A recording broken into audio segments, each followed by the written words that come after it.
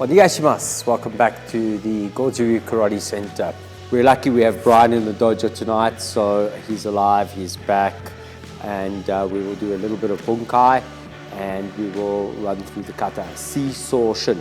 Now, for some schools, this kata is around about maybe junior black belt, senior black belt grading kata. For some schools, it's a higher grade kata, maybe third or fourth dan. In some schools, it might be even a fifth or sixth dan kata. As always, do what your sensei says, okay? So if you're learning the kata online and learning the bunkai online, and you go into the dojo and sensei says, you need to practice this first or that first, then please adhere to what your sensei is asking. All right, so without further ado, let's go.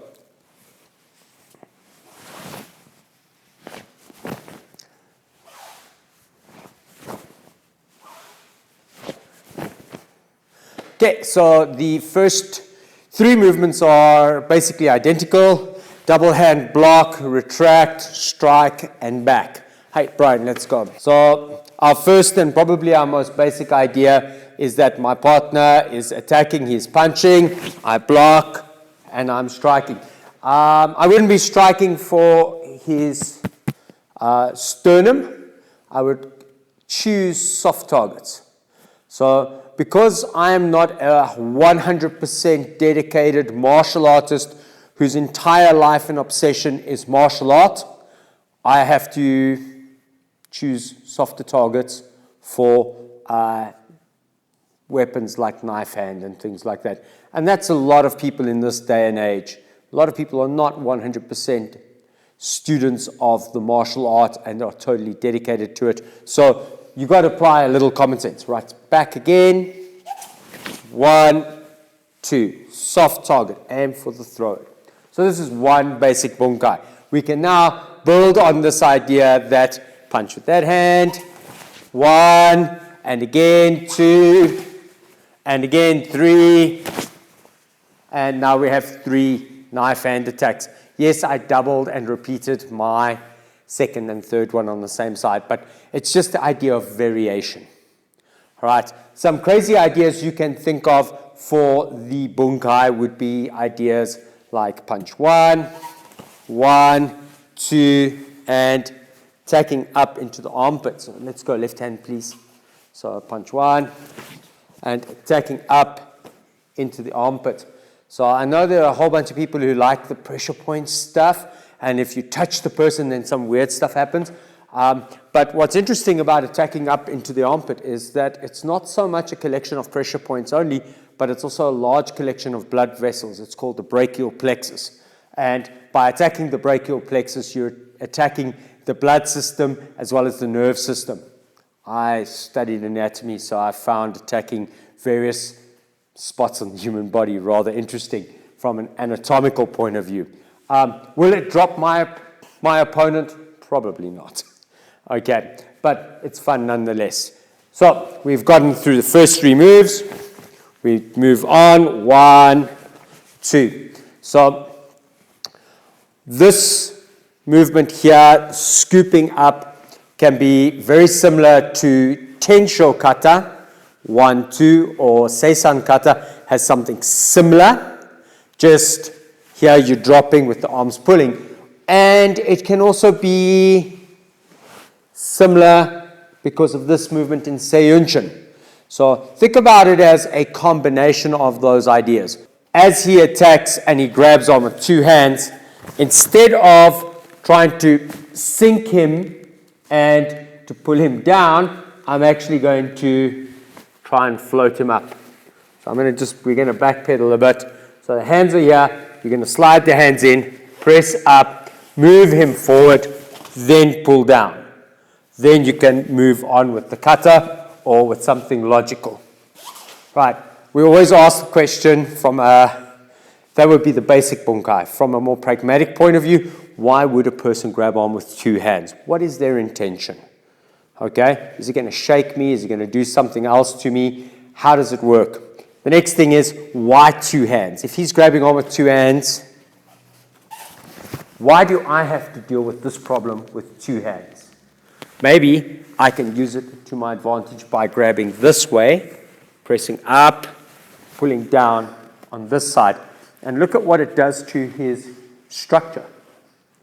So if I do that with this hand and I take this hand and I just pull down, then life becomes really cool. Okay, so he grabs on. I would rather on taking my opponent down that way. It works a lot easier. The other ideas behind it are, should he grab with two hands?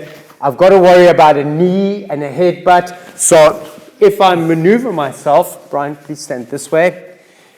His headbutt and his knee are going to come down the center line. If I maneuver myself, I'm taking myself out of that equation. And now we can take him down. Oh, I like the pony, Brian. All right, so basic idea, float and then step back, crank, drill the person with a good solid kick. Or you can step through and use the ridge of the arm attacking the neck. So this is a basic idea. I'm a little bit more advanced. Why two hands? Why are they grabbing with two hands? Asking lots of questions. What's his intention? And if he's just going to try and shake me, well, that's one thing. But if he's going to try headbutt a knee by redirecting, repositioning myself, I'm getting off that line. Now I can grab the hair, I can take the person down. We get to the movements that are pretty unique to Shisochin kata. They help define the kata. And these are these movements, 45 and round. Now, over the years, I've done this many different ways, and I'm probably not doing it 100% the same way as prescribed by the OGKK. I often tend to bring my hand up sooner and pull and drop. And if I was to go this way, this hand is coming back to the chamber in a vertical position, not in a horizontal position. This hand is here, and my head is turned. The reason for this is all because of the proximity to your opponent. Hi, Brian, let's go.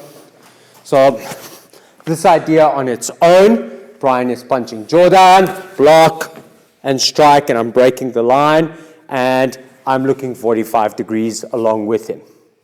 Okay, should he attack again, we can now move to the next position. So this is one way of linking the two. We do that again a little bit slowly. So right hand he attacks, block, strike, so you're hitting him in the groin. The next attack comes, 1, 2, and 3. All right, obviously there are a couple of faults in it, because the moment I block here and I'm holding his hand this side, that elbow is coming back, his arm's coming back. My only hope is that the shot to the groin is going to create some kind of effect that's going to take his mind off of this. All right, and then as he attacks, 1, 2, I'm pressing and I'm just trying to push him down on the ground. I tend to do it a little differently in my dojo. So he punches jaw down, and I move to the inside, redirect the move to the outside. So I'm working on the same arm. So we go again. 1, 2, there's the hikyuke. Reason for hikyuke is to help lift this arm and bring it back, step through, pull. Now, I'm not strong enough and have big enough hands to pull this hand back and have this wrist bent. But that's the general idea, where every time you see the palm up, you should imagine that you're trying to bend the wrist. I have a little bit more training to do. I know that. Okay? But the idea of pulling and cranking, this is important. So when we do this particular bunkai, the most basic bunkais are usually block and strike, and then you can also do punch 1, 1, and step through. All right. There are more bunkai that require more turning, and the reason for that is to create the throw. So a lot of people place a lot of emphasis on the throwing technique associated with this and the hip movement. Okay, so let's go left hand, please, Brian. Punch chudan. 1, 2. Now you've created a fulcrum, leverage, and your opponent goes over. This is all good and well in a hypothetical world, but most of the time he's just going to step over it. Okay, so I'll show you. Punch again, left. 1, 2, step over the leg. And now I've lost it. So now all I have is that downward momentum. Okay? So that helps me carry him down. So don't place too much emphasis on the leg work in terms of throwing, but more importantly, place emphasis on getting the arm in the right position and affecting his body from his hip through his shoulder. So let's go right side again. Chudan. So when I'm here, place emphasis on the idea of rotation and pressing down. Therefore, I've affected his body. All right? If I have done that and I happen to have a leg pressing down, I am starting to destabilize him. What's more important is that I really want to be able to push my opponent into the ground face first. Next move in the kata. Punching over the shoulder, elbow striking forward, elbow striking back. And it is coupled with that move. So what I would generally say for most people, the basic bunkai is, Brian, please come, mind the microphone, please. He grabs over the shoulders, you tuck the bum in, you lift, drop, pump him with the elbow, pump him with the punch. It really is a great bunkai. Not really. The problem is quite self-evident when the person does this and I do this, his hands are here. And any good fighter is immediately going to take you and put you in the rear naked. And then it's going to be that much harder to deal with, if you can deal with it at all. So in terms of that, I like to think of this hand as a holding hand. It comes up and it's holding. And so in holding, I can now drill this arm, which is going to create some space. I've also got the head and the hips, maybe. That's one idea. So maybe I'm holding his arm this way. The next idea, slightly more advanced, is that when I bring this hand up to do the punch, I grab his arm this way. So as my arm wants to come up for the punch, this is stopping him. Brian, try go to choke. He's really got to get around my hand. I can put my hand there, I'm protecting my neck a little bit, and I'm raising the guard up, raising his arms up, and I've still got something there. So this is a little bit of protection. Now, when I add this hand in, I've got big vacant space here. That's where I'm going to step through. And I'm going to put my hand through the top and hyperextend. So grab on again, Brian. I'll go the other hand, round, hyperextend. Let's go sideways. Grabs on, round, and push his head back. Have this hand feeling that it's pulling down. Hey, so it's kind of that the two movements are coupled together is my idea for a good, solid, basic bunkai. Because 1, 2. Now, some people may do that way, where you turn on your axis. Again, it's just a question of what does your dojo do or your sensei ask of you, and you do what they say. The bunkai for this movement as a singular movement. I remember as a young junior black belt, brown belt, junior black belt, we had to do this movement fast. So it was four directions, very fast, very hard, very powerful. And the idea was to develop swift, powerful movements. Today, I tend to teach it a little bit more slow. When we do our basics, we tend to do it a little bit more fast. And the most basic bunkai is still one of the best bunkai that is out there. It's simply block, smash. Okay, Brian? So Brian is going to do, we're going to use a low punch so that we can exhibit a certain amount of control. So right hand low punch, 1, 1. Step in, block down, strike. It's that simple. It's one of those things where if the attack is coming low, all right, if it happens to be a maigiri, same idea. Block, strike. And you can see the target is immediately on the chin. The follow through when I was a child was, let's do maigiri again. 1, 2, 3. That was our follow through. I still think it is an incredibly basic, very simple, and very effective bunkai. I like that one. I've never bothered trying to work out too many other variations, but I've seen a few. So I'll give you an idea. He grabs my hand, I block, and I strike. Another interesting bunkai. Grab this hand. No. So this works ideally right to left. So you can cross over, block, and strike. It's a very useful bunkai as well if you wish to show something a little different, a little bit of a variation. Okay, there's, we'll keep it simple and we'll keep it over there. 2 variations of the bunkai for this movement. Obviously, next movement, block, kick, and strike. And the ideas here are basically, I think this is where Miyagi-sensei took the kick, land, elbow idea for Giksarechi from, I think he took it from Shisochin kata and bolted into Giksarechi. So when you practice your Giksarechi, you naturally become good at this. And the basic idea, again, it's very, very simple. He attacks, I move to the inside, I block, grab, kick, elbow, and if I need to, strike with the hand. Okay, let's go. 1 punch.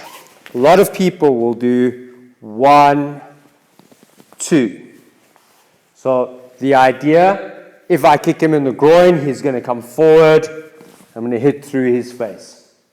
All right? So this is when you see most people do the kata. 1, 2. And that's what you see. What you see is what you get. From a tactile perspective, something that people may consider. Punch 1, 1, 2, 3, 4. Hitting up, down. Now, that downward hit is associated with your stance. Okay? How's it feel, Brian? Okay? This? Not too bad. Not too bad. We underestimate the effect of dropping the elbow onto the solar plexus, onto the sternal bone, onto the sternum, and trying to hit down directly onto it. The other options are, obviously, if you raise the chin, you're striking or dropping that elbow into the neck. It's very, very useful in places where we often hit a snag. Sometimes we're like, well, the person's got too much power. So if we had to go off on a tangent quickly, Brian goes back to the point where he's grabbing me. I'm trying to wrestle with him. So that infamous thing called the spirit breaker, you kick him in the groin, then up and down, or up and using this elbow to dig that I can try and find a way out. Let me use the other hand. So here, I want to use this hand. So kick, elbow, dig. So we've got these digging motions also in this kata to help us clear. Now I've cleared my problem and I'm effectively outflanked my opponent. But the idea that if he's grabbing on, the spirit breaker might be the grab, the hikyuke, kick him in the groin, elbow, press, attack. Maybe that we're in the clinch and we've close quarters fighting and he's trying to hook and to hit me with something around. Okay, just bringing that elbow up, stopping him as I move in, pressing that elbow in, attacking as I do it. So I might be standing, he takes the hook, and I'm attacking with the kick into the body, and short elbow into the chest or into the throat, onto the clavicle. Very good targets. Break the clavicle, it does impair the person's ability to use that limb. All right, thanks, Brian. So we've covered some ideas around this. This hand, grab and pull. Bring them in. Go to watch Ian Abernathy. Grab them on, bring them closer. All right? And draw them in so that you can really have that combined effect of their body being pulled into your arm, into your elbow, into your knee, into your headbutt. Okay. Yeah, there's headbutt somewhere. We have gotten to there. We've done 2 of those. We change direction and we turn, and then we get a technique that could look like this, could look like this, could look like this. And I alluded to it earlier by saying we've got these techniques that come across. So the classical bunkai for this that I remember from my childhood was just simply block, let the attack go past you, slide yourself in, and bring that elbow straight up to the face. Right. So let's go right side attack. He punches 1, block. Let's go back, let's redo that. Punch 1, block, step, elbow. Okay, can also be done if he decides to do a gyakuzuki. So he steps with his right, he punches with his left. Okay, block, hit. Okay, basically 1, 2. And you pick one that works for you. I like the idea we were working on just now. That is again a throwback to the idea of getting around this arm and to pull this arm. So that arm action, if I let go for a second, Brian, does this and this.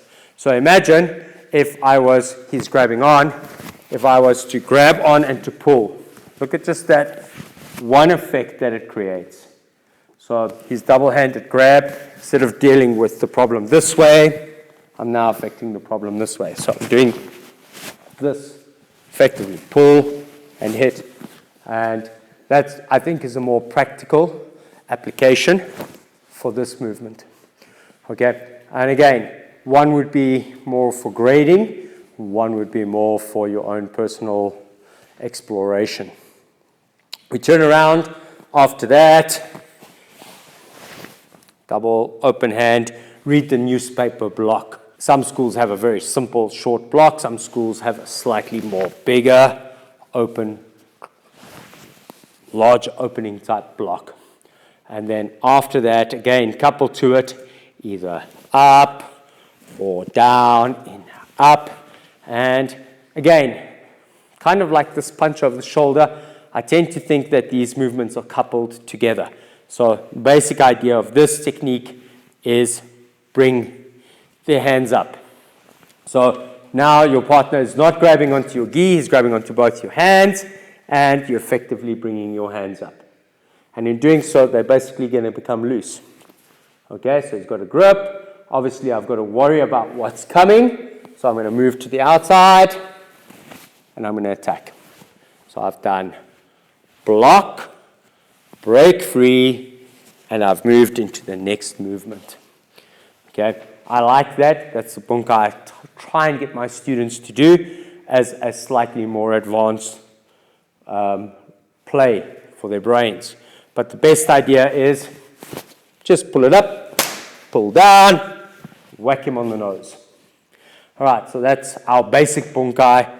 The one I did before was slightly more advanced. He grabs on. Why is he grabbing on with 2 hands? What is coming next? What's to his advantage in doing this? Chances are he's either going to kick me, he's going to knee me, or he's going to headbutt me. And I'm going to bring my hands up, and I like to cross my arms, so that means I cross his arms. And then I've redirected, and guess what? I'm out of that already. Now I could also be using this as that. Or, I don't think the mic will like it. When I was a child, we did this one.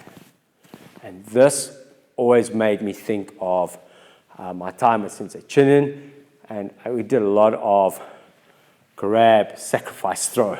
I don't want to do a throw where I end up having Brian roll over me with the phone against my chest. Let's have a look if we can get it.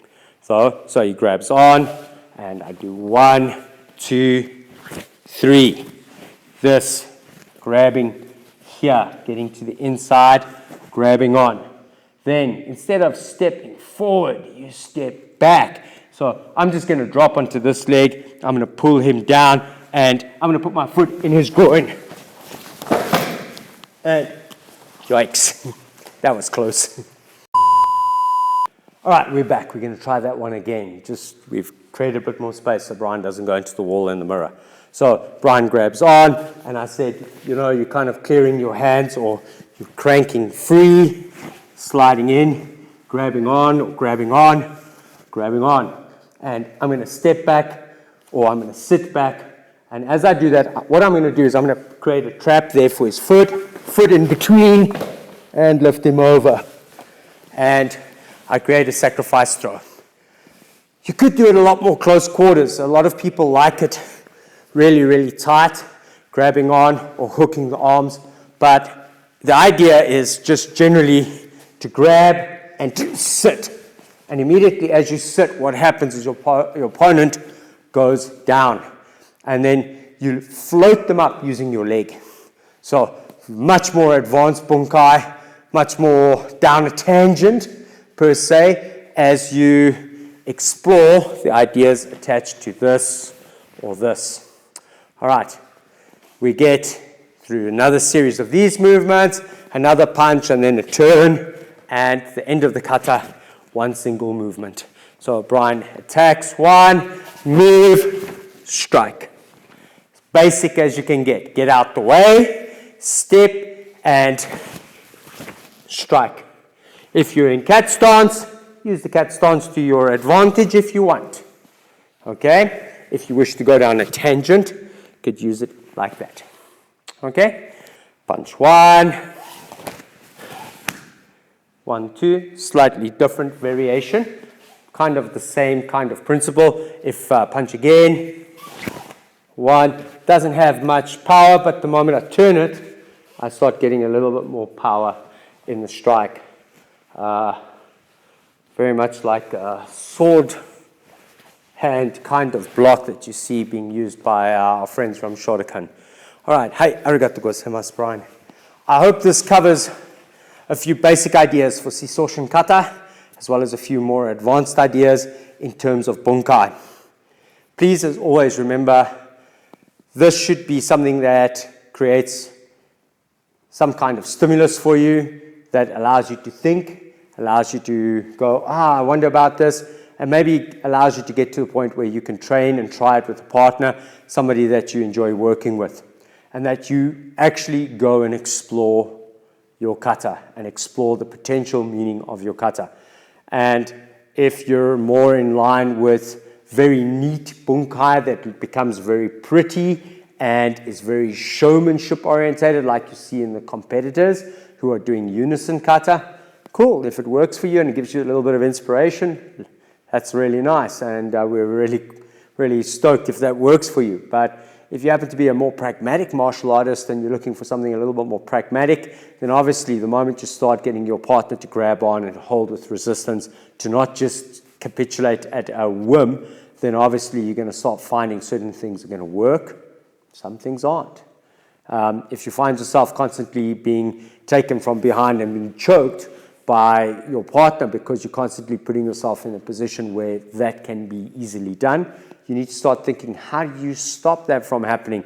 And how do you create an opportunity for yourself to succeed in those situations where your opponent has gained ascendancy, and you then start deviating a little bit from how the kata looks maybe and what the footwork or the hands are doing, but you take the essence of what the kata is about and you apply that essence. As always, do what your sensei says. Be inspired, hopefully, from our videos so that you can do something that makes your karate enjoyable and fun, and that it gives you longevity. Have an awesome weekend. Arigato gozaimasu. Sayonara. Thanks for joining us. Don't forget to like, subscribe, leave a comment. We're very stoked with a lot of the comments we've had. In the pipeline will be something along the lines of the traditional warm-up and morning routine, if you want to call it that. Somebody left a comment that they were looking for something on morning exercise or stretching, morning training, something to help you just build your everyday life and your energy in your morning. It's in the pipeline. We'll have it for you in the next couple of weeks. Sayonara.